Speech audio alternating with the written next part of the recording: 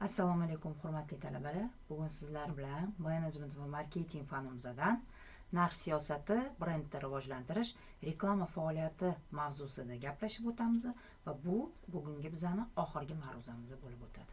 Ya'ni bu marketing fanimizdan keltirilgan asosiy adabiyotlar, marketing asoslari darsligi Ergash Xodjayeva tomonidan va Qosimovlar tomonidan yozilgan adabiyotimiz. Keyingi adabiyotimiz marketing o'quv qo'llanmasi. Uchinchi adabiyotimiz esa marketing Ergash Xodjayeva, Qosimov va Yusupovlar tomonidan yozilgan adabiyotlarimiz. Qo'shimcha adabiyotlarimiz Filip Kotler kitoblari va boshqa kitoblarimiz.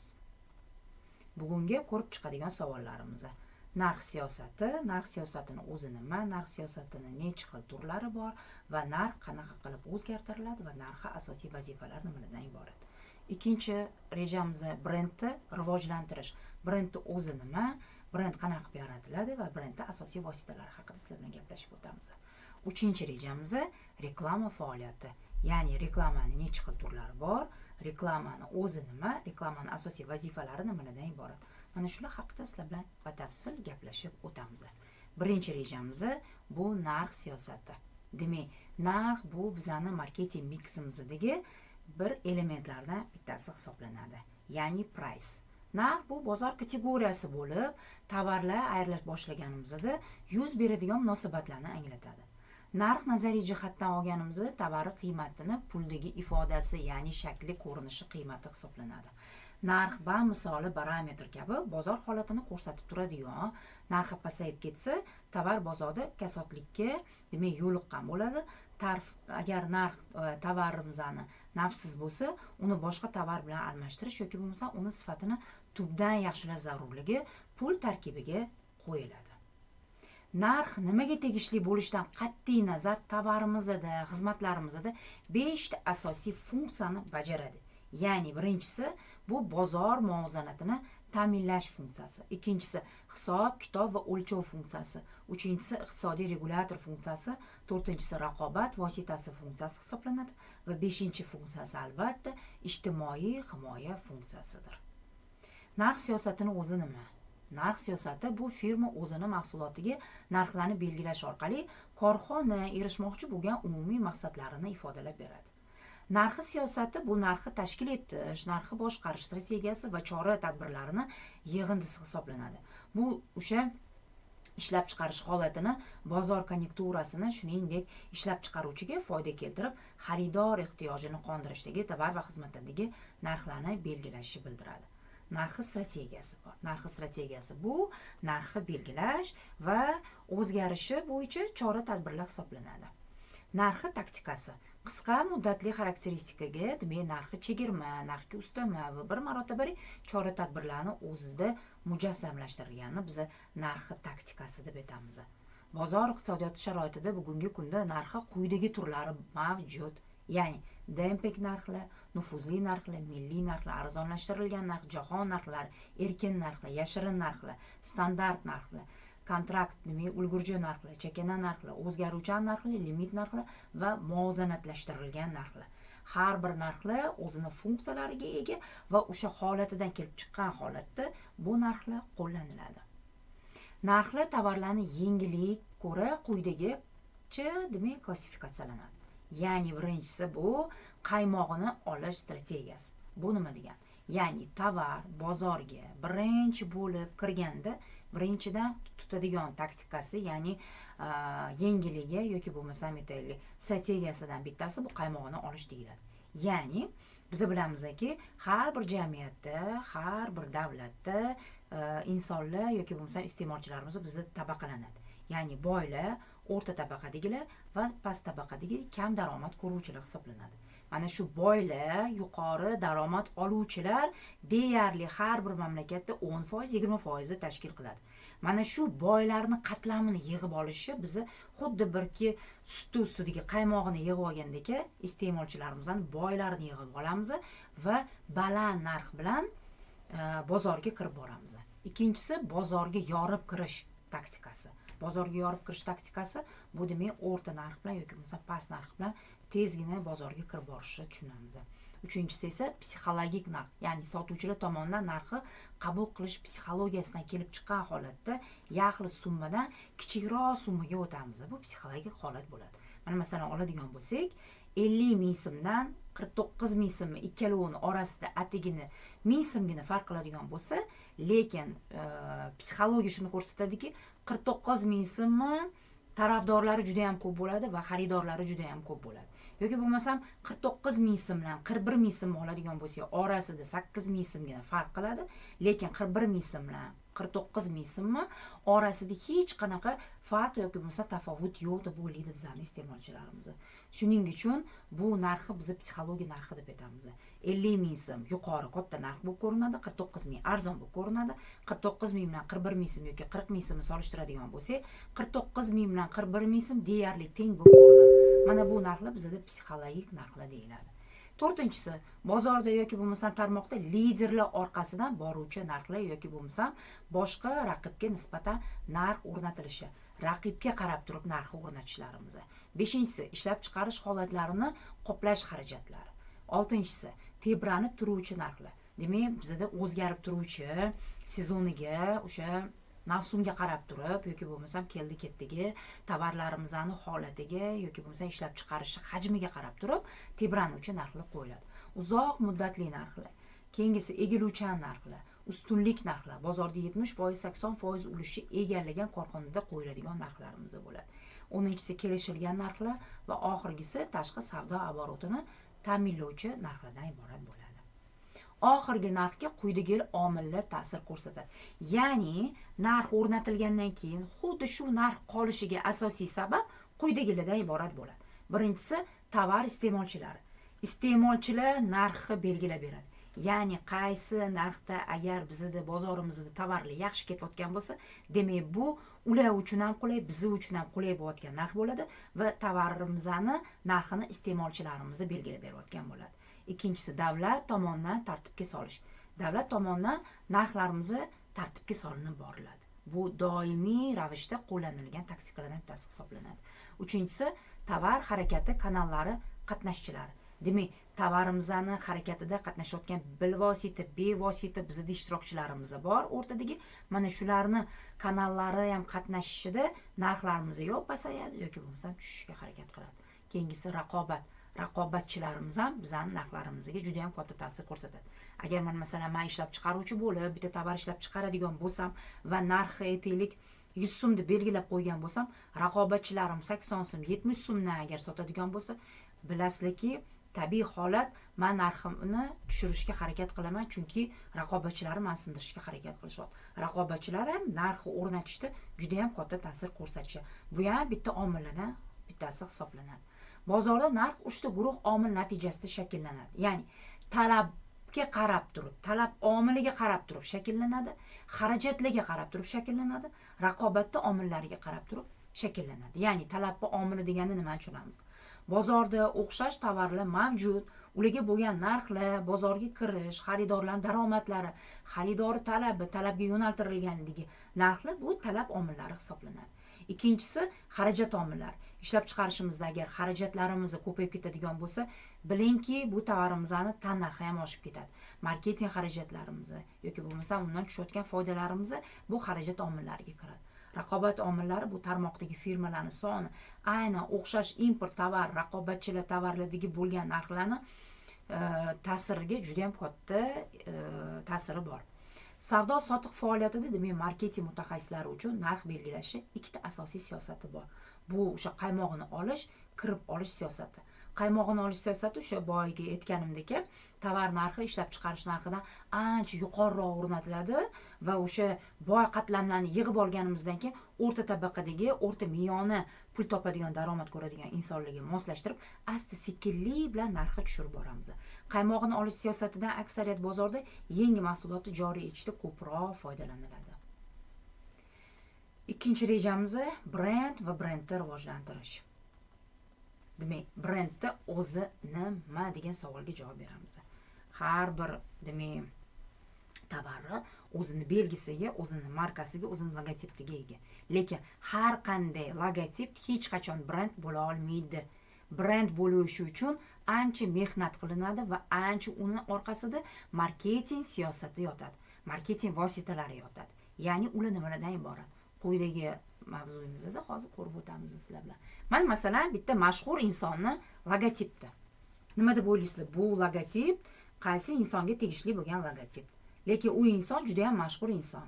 Lekin mana bu logotip brend darajasigacha ko'tarilmagan. Mana masalan hozir ko'rsatganimdek hech qaysingizni o'ylab topolmayotgansizlar.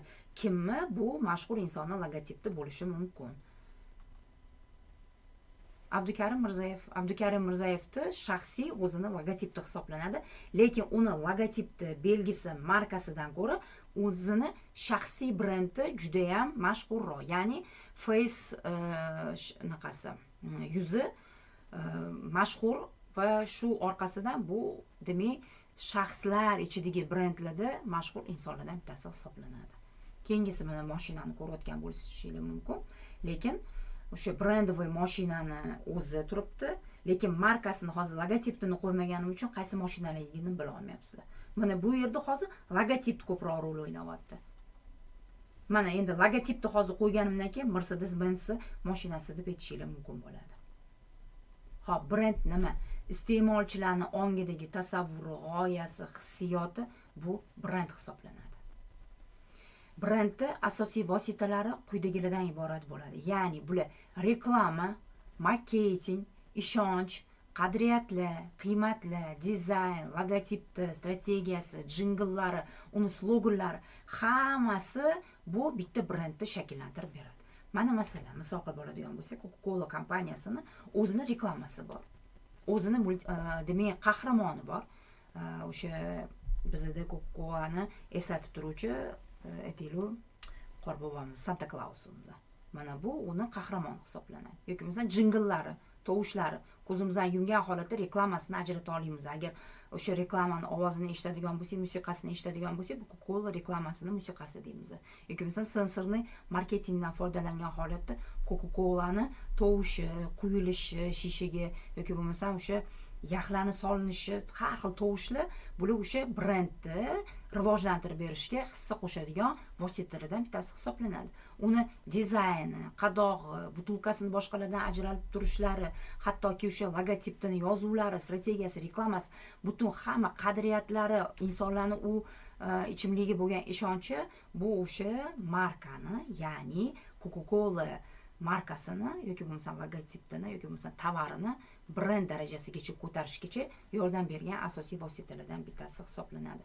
Hattoki Coca-Cola kompaniyasi shuni ustida ham ishlaganki, masalan chiqindixonalarda singan shishalar yoki bo'lmasa yonib ketgan idishlarning ichida bemalol iste'molchilar bugungi kunda Coca-Colani qoldig'ini olib turib, mana bu Coca-Cola butulkasida bemalol etib bera oladi. Chunki shakli, dizayni boshqa anaqa qadoqligi butulkalarga qaraganda umuman o'zgacha dizaynga ega. Brendning asli o'zi nima degani va nima? Brend raqobatchilardan farqlash maqsadida aniq sotuvchi yoki masalan sotuvchilarning guruhini, tovari, xizmatlarini belgilash uchun qo'llaniladigan so'z, ifoda, belgi, simvol, dizayn yoki bo'lmasa ularni kombinatsiyasini tushunamiz. Amerikada marketing assotsiatsiyasi tomonidan bu brendlar ishlab chiqiladi. Mana bugungi kunda brendda iste'molchi uchun bugungi kunda qanaqa muhim jihatlari bor? Iste'molchilarda yoqimli obrazni hosil qilib beradi, ya'ni brend ularda ishonchi uyg'otishga juda ham bugungi kunda zarur. Brend o'zi qatdan qachon paydo bo'lgan? Brend so'zi tarjima qilinganda kuydirish degan ma'noni bildiradi va burungi zamonda o'sha 15-asrlarda, 12-asrlarda podada sigirlarni o'sha cho'ponlar ajratib olish maqsadida boshqa sigirlardan va o'zini sigirini ajratib olish maqsadida tamg'a tushirilgan, kuydirib temirni qizdirib turib ularga tamg'a tushirishgan va o'sha brend deb nomlangan. Aslida brend o'sha 1,5-yillarda paydo bo'lishni boshlagan, rivojlanishni boshlagan, lekin asosiy siljish faqatgina 19-asr va oxiri 20-asr boshlarida sodir bo'lgan. Qadimda demak fors tilida brend so'zi kuydirish degan ma'noni bildiradi va ko'ryapsizlar o'sha podalardan ajratish uchun buqalar yoki masalan sigirlar kuydirilgan, belgi tushirilgan. Mana endi eng boshidanoq brend tom ma'noda, majoziy ma'noda ham o'zini stigmasini yaratish bilan bog'liq bo'lgan hamma narsa deb hisoblanadi. Har bir brend chorva mollari boqadigan har bir fermer uchun juda ham o'ziga xos belgi bo'lgan. Bunaqa belgilar oddiy va osongina tanib olish uchun juda ham katta yordam bergan. 18-19 asrda brendlarning rivojlanishini asosiy maqsadi AQSh bilan Yevropa mamlakatlari yangi ishlab chiqarish jarayonlariga o'tish orqali o'zgarishni boshladi. Tarixda bu davrda fabrikalar, sanoat juda ham rivojlanishni boshladi, tovarlar ishlab chiqarish rivojlanishni boshladi, eksport, import rivojlanishni boshladi, transportirovka rivojlandi, suv transportida, temir yo'l transportida, avtomobil transportlarida, havo transportlarida tovarlar demak eksport qilinishi boshladi, import qilinishi boshladi va shunda tovar markalari boshqa tovarlardan ajratib turish uchun va boshqa tovardagi demak raqobatchilardan bir-biridan ajratib turish maqsadida har bir tovarga alohida nom qo'yildi, demak logotiplar qo'yildi, belgilar qo'yildi, nom qo'yildi va shu tariqa brend rivojlanishni boshladi. Bugungi kunda birinchi bo'lib siz tovar ishlab chiqaradigan bo'lsangiz, tovar yaratilgandan keyin unga belgi qo'yiladi. Tovarga masalan nom qo'yasiz. Nom qo'yilgandan keyin uni davlat ro'yxatidan o'tkaztirasiz. Masalan, O'zbekiston Respublikasini o'sha ishlab chiqarish bo'yicha davlat qo'mitasi bor. Mana o'sha yerda savdo belgingizni demak patentlab olasiz. Ro'yxatdan o'tkazasiz. Ro'yxatdan o'tkazganingizdan keyin, raqamlashtirilganingizdan keyin u savdo markasiga aylanadi. Savdo markasiga aylandi degani bu brend bo'ldi degani emas. Demak, siz qanchalik o'zingizni iste'molchingizga ega bo'lsangiz, qanchalik uni marketingi rivojlangan bo'lsa, strategiyasi bo'lsa, jingllari bo'lsa va mashhur bo'lsangiz, mana undagina siz brend darajasigacha ko'tarilishingiz mumkin bo'ladi. Sevgi belgilari, demak, savdo belgilari paydo bo'ldi.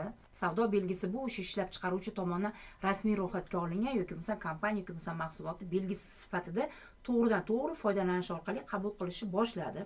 Tovar belgisi ro'yxatdan olish 1870-yildan boshlangan. Ya'ni Amerikada hukumatida 1881-yilda birinchi tovar belgisi qonuniy qabul qilindi va ro'yxatdan o'tkazilish boshlandi. Shunaqa qilib brend birinchi marta intellektual mulkka aylantirildi. O'shandan beri har qanaqa kompaniya o'zini yoki bo'lmasa mahsulotini rasman e'lon qiladi va raqobatchilar yoki bo'lmasa taqlidchilar bilan kelishmovchiliklarni hal qilish imkoniyatiga juda ham katta yordam beradi. Masalan,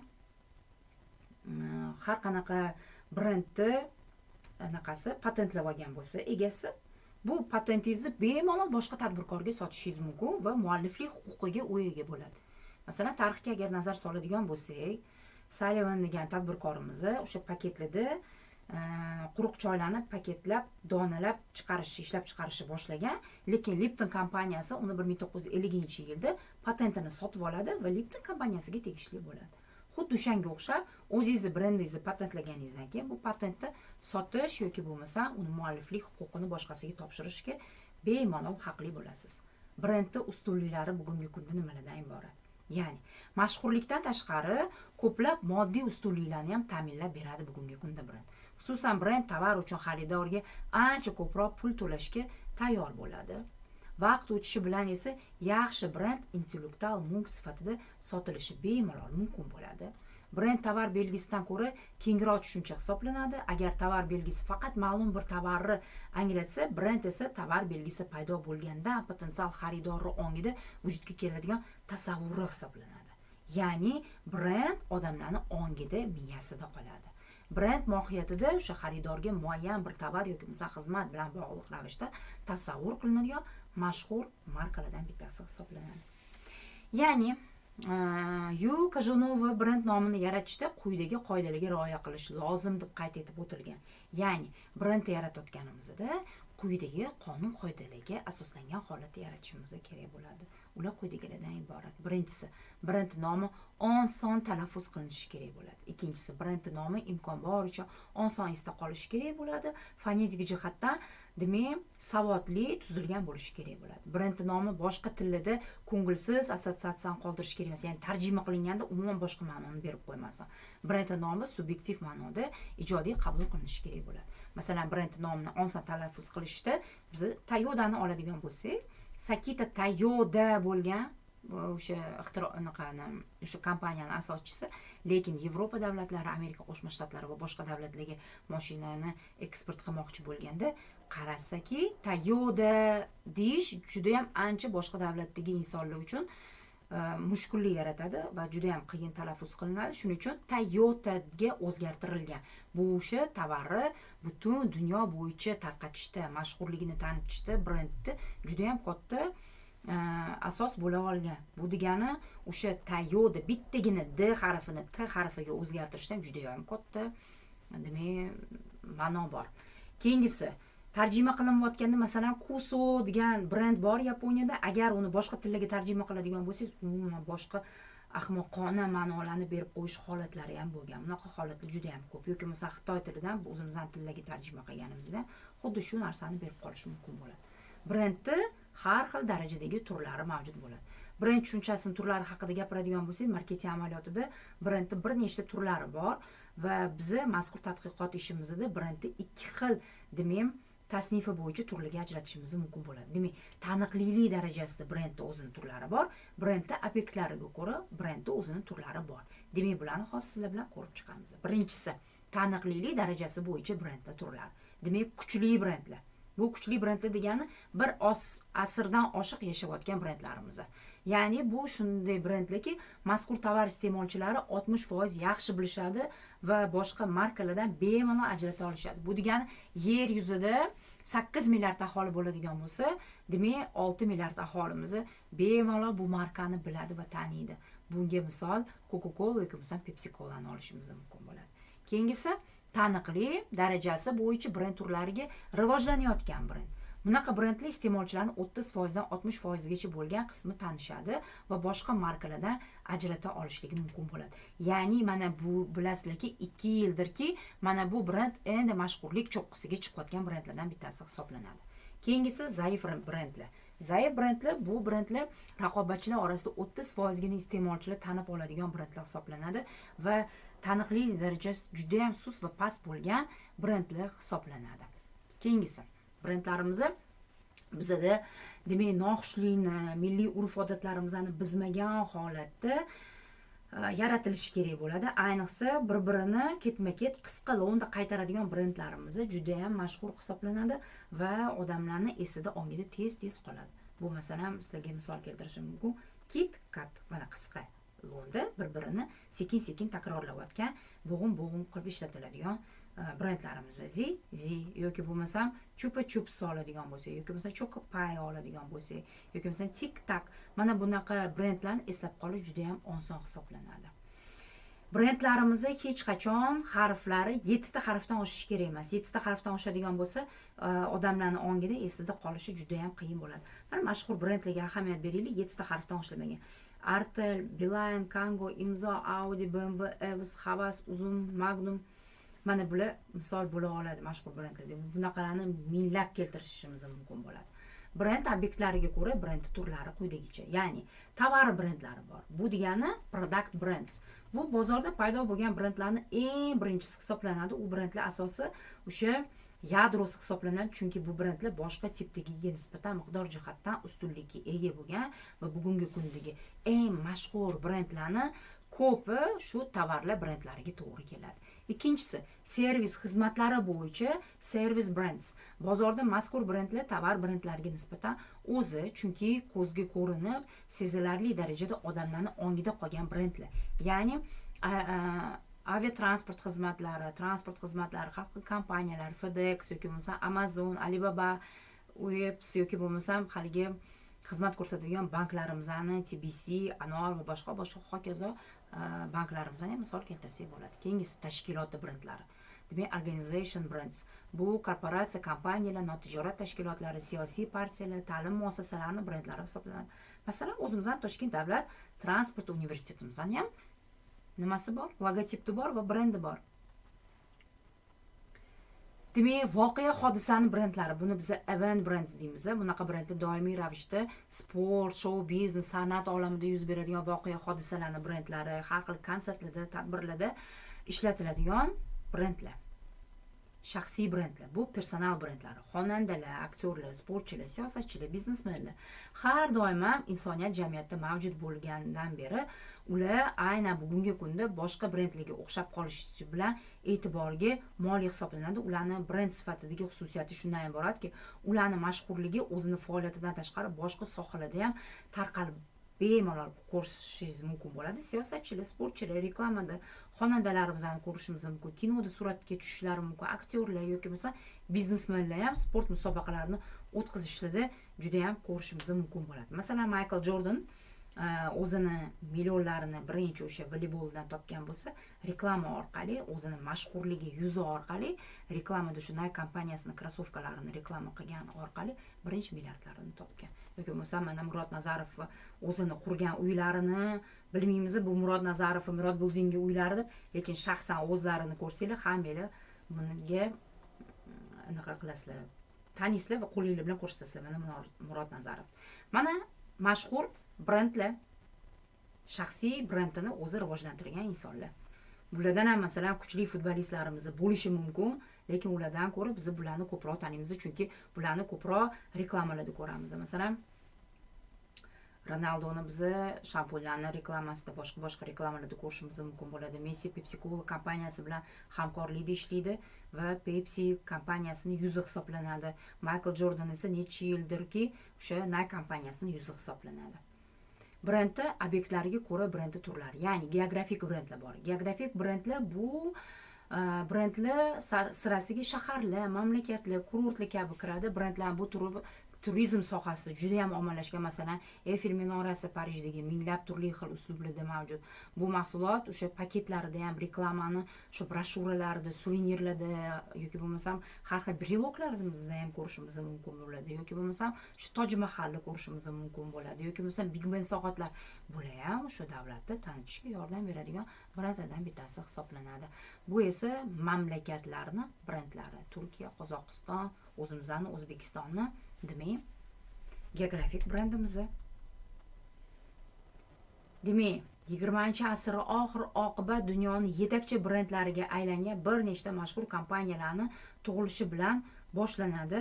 Bugungi kungacha haligacha bu kompaniya tovarlari mashhur va brend darajasidan umuman tushmagan. Bir asrdan ortiq faoliyat ko'rsatayotgan kompaniyalar. Ya'ni birinchisi Coca-Cola kompaniyasi 1886-yilda asos solingan, lekin haligacha brend darajasini yo'qotmagan, top 10 talikka kiruvchi eng kuchli brendlardan bittasi hisoblanadi. Keyingisi Colgate 1873-yilda tashkil topgan, lekin bugungi kunda hali ham 2025-yil bo'ladigan bo'lsa ham bu brend o'zini kuchini yo'qotmagan. Ford kompaniyasi 1903-yilda asos solingan, lekin haligacha bu marka brend hisoblanadi. Yoki bo'lmasa Chanel 1909-yilda asos solingan, lekin bu brend o'zini mijozlarini, xaridorlarini yo'qotmagan. Haligacha brend darajasida turadi. Lego o'yinchog'i 1932-yilda tashkil etilgan va bu brenddan hali ustun chiqqan brendni ko'rganim yo'q. Brendda nima muhim hisoblanadi? Mana qarang. Nima muhim? Yoki dizayn yoki bo'lmasa nom. Hozir mana shu sizlarga nimani eslatyapti? Albatta sizlar bu yozuvni ko'rganda hozir Coca-Cola deb yozilgan, lekin Coca-Colani ko'rgandek bo'lmayapsizlar. Bitta ko'rganni o'zida hozir ichinglar deb aytasizlar, bu Amazon deb aytasizlar. To'g'ri topdimmi? Amazon. Yoki bo'lmasa mana Red Bull deb yozildi, sizlarning ko'zinglar oldiga hozir buni ko'rib Red Bull emas, YouTube ko'zinglarning oldiga kelyapti. SpaceX emas, FedEx. Gillette emas, Google'ni ko'rgandek bo'lasizlar. TikTok ko'rgandek bo'lasizlar. Netflix emas, Nestle'ni ko'rgandek bo'lasizlar. TikTok ko'rgandek bo'lmayapsizlar, hammanglar demak Nike ko'rgandek bo'lasizlar. Ehtiyojni o'zingiz yaratishingiz kerak bo'ladi. Mana bu yerda hozir ro'yxat tuzdirib qo'yganman. Bu ro'yxat nimani ro'yxati? Birinchi bo'lib yaralgan, demak, markalar, birinchi bo'lib bozorga kirib borgan lider tovarlar bugungi kunda ham liderligini yo'qotmagan va shu orqali demak boshqa tovarlar ham nomlanadi. Pampers, masalan, Lalaco Pampersni ham, Kippers Pamperslarini ham biz Pampers deb nomlaymiz. U Pampers emas, u taglik. O'sha oldingi darslarimda ham sizlarga aytib o'tganman.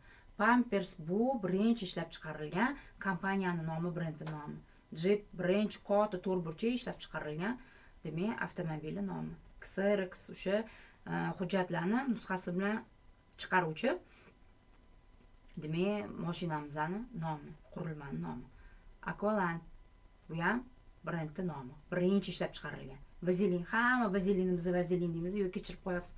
Birinchi ishlab chiqarilgan brendi nomi vazelin bo'lgan. Geroin birinchi bo'lib ishlab chiqarilgan dori vositasi geroin bo'lgan. Gramofon birinchi bo'lib ishlab chiqarilgan. Jakuzi, diktafon, keda, leykoplaster, magnitofon, odekolon, pimpon, spam, termos, unitaz, flomaster, selofan, eskalator, eskimo bular hammasi brendi nomlari hisoblanadi. Bu brendi nomlariga yana boshqa demak tovarni nomiga qo'shib turib ko'proq nima qilamiz, nomlaymiz. 3-rejamiz reklama faoliyati. Reklama to'g'risida Qonunchilik palatasi tomonidan 2021-yilda 28-dekabrda qabul qilingan qonun bor. Bu Senat tomonidan 2022-yili 17-martda ma'qullandi. Ushbu qonunning maqsadi reklamani tayyorlash, joylashtirish, tarqatish, bundan buyon matnda reklamani aylanish deb yuritiladi, sohadagi munosabatlarni tartibga solishdan iborat bo'ladi. Reklamani o'zi nima? Reklama bu mahsulot yoki xizmatni maqsadli auditoriyaga sotishga qaratilgan faoliyatlardan bittasi hisoblanadi. Ilk reklamalar qachon paydo bo'lishi boshlagan? Demak, devorlardagi chizmalar, chizilgan grafiklar ancha keng tarqalishni boshlagan. Antik davrda davr tadqiqotchilari matnlarni grafik deb atashgan. Qadimda Rimda reklamalar shu maqsadda maxsus qurilma, demak, devorlarda tasvirlari chizilgan. Bunda qullar davrida qullarning sotilishi, tovarlarning sotilishi bo'yicha e'lonlar yozib borilgan. 1450-yilda demak Gutenberg dunyodagi birinchi bosmaxonani yaratadi. Bu ommaviy kommunikatsiya va reklamani yangi davrini boshlab beradi. Ana o'shandan keyin распечатанный demak bosma qog'ozli reklamalar paydo bo'lishni boshlagan. Reklamaning turlari.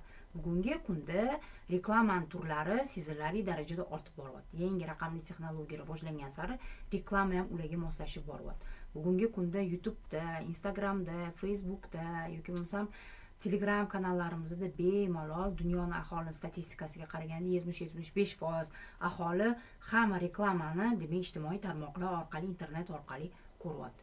Reklama turlari va tarqatish kanallari. Reklamani tarqatish kanallari 3 xil bo'ladi. Ochiq havoda, ommaviy axborot vositalari va internetda. Ochiq havodagi reklamaga nimalar kiradi? Reklama taxtalari, jamoat transportidagi plakatlar, belgilar va hokazolar ko'rinishda bo'ladi. Ikkinchisi, ommaviy axborot vositasi orqali televideniya, radio, gazeta, jurnallar kiradi. Internetdagi reklamalar bo'ladi, barcha ijtimoiy tarmoqlar, kontekstli reklamalar, giperhavolalar kiradi. Ochiq havodagi reklamalar marhamat ko'rishingiz mumkin. Keyingisi ommaviy axborot vositalari orqali reklamani tarqatish kanallari. Uchinchisi internet barnarli ijtimoiy tarmoqlar, kontekstli reklamalar, giperhavolalar hisoblanadi. Xo'p. Tarqatish kanali bu tovarni ishlab chiqarishdan to iste'molchigacha o'tadigan yo'limizdan biz tarqatish kanali deymiz. Bu tovar va xizmatlarni ulardan foydalanmoqchi bo'lganda ajratib turadigan vaqt, joy, mulkchilik bo'yicha uzoq vaqt davom etadigan faoliyat hisoblanadi. Mavjud tarqatish kanallari to'g'risida 3 ta asosiy usuldan foydalanib o'zini ichiga oladi. Ya'ni to'g'ridan-to'g'ri mahsulot ishlab chiqaruvchisi o'zi iste'molchilar bilan bevosita aloqa qiladi va tovarni o'zi to'g'ridan-to'g'ri reklama qiladi. Ikkinchisi bilvosita. Demak, bu yerda bitta odam o'rtamizda ishtirok etadi. Ya'ni o'zini tovarini sotishni tashkil qilish uchun har xil turdagi mustaqil vositachilarning xizmatidan murojaat qiladi. Ya'ni biz tovar ishlab chiqaramiz, bizning tovarlarimizdan kimdir sotib oladi yoki bizdan reklama qilib turib, ustiga o'zining foydasini qo'yib turib, iste'molchilarga yetkazib beradi. Bu bilvosita tarqatish hisoblanadi. Keyingisi birlashtirilgan aralash kapitalga ega tashkilotlar vositachi, demak, bo'g'in sifatida ishlatiladi. Shu jumladan ishlab chiqaruvchi va boshqa mustaqil kompaniyaning mablag'lari hisoblanadi. Reklamaning vazifasi nimadan iborat? Reklamaning vazifasi tovar va xizmatlar iste'molchilarini xabardor qilish, ma'lumot berish. Vazifasi esa reklama e'lonlari tovar va xizmatlarning sifati, ishonchliligi, ularda qo'llash sohasi, ishlab chiqarishlari va sotib olish yo'llari haqida ma'lumotlar berishdan iborat bo'ladi. Demak, eslatuvchi reklama bu mavjud, ammo bir qadar unutilgan talabni xaridorlarning o'zlari uchun ma'lum bo'lgan tovarga munosabatni kengaytirishda muhim rol o'ynaydi. Reklamani tayyorlashda asosiy, demak, tamoyillar nimalardan iborat bo'ladi? Har qanaqa reklama toza, to'g'ri va haqiqatga ega bo'lgan reklama bo'lishi kerak bo'ladi. Har qanaqa reklama jamiyat oldida javobgarlik hissi bilan tashkil qilinishi kerak bo'ladi. Sof raqobat tamoyiliga asoslangan bo'lishi kerak, g'irrom raqobat bo'lishi kerak emas.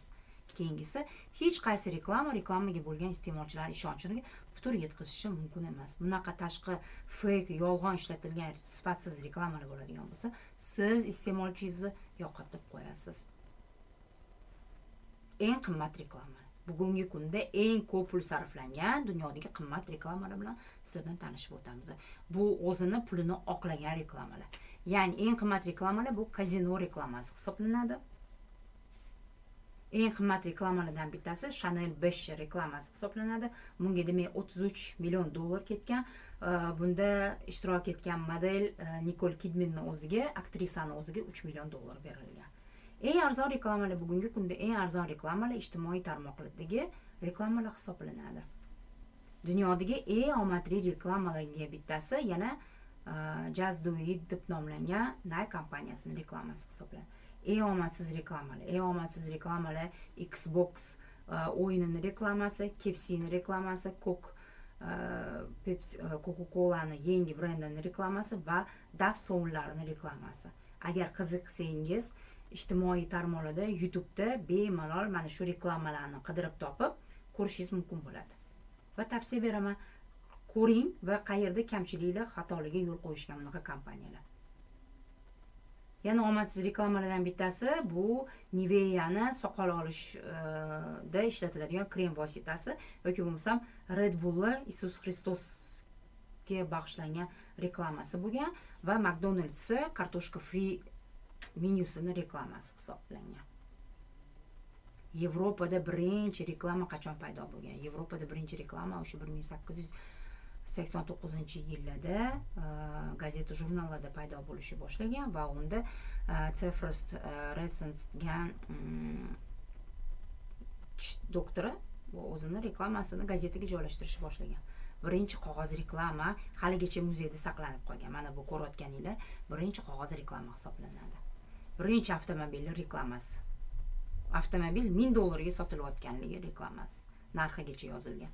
Bu birinchi banner reklama. Coca-Cola'ni 1900-yildagi birinchi reklamasi. Bu esa peshtaxtadagi 1904-yilda chizilgan birinchi tashqi reklama taxtasi Coca-Cola'niki. Jorjina shtatida haligacha saqlanib qolgan. Birinchi televizion reklama demak 1941-yili iyun oyida berilgan va bu qo'l soati Bulova soatining reklamasi bo'lgan. Birinchi reklama agentligi demak Amerika Qo'shma Shtatlarida ochilgan. Va e'tiboringiz uchun rahmat. Bugungi ma'ruzamiz sizlarga manfaatli bo'ldi degan umiddaman. Keyingi darslarimizda ko'rishguncha xayr deb qolamiz. Sog' bo'linglar, salomat bo'linglar.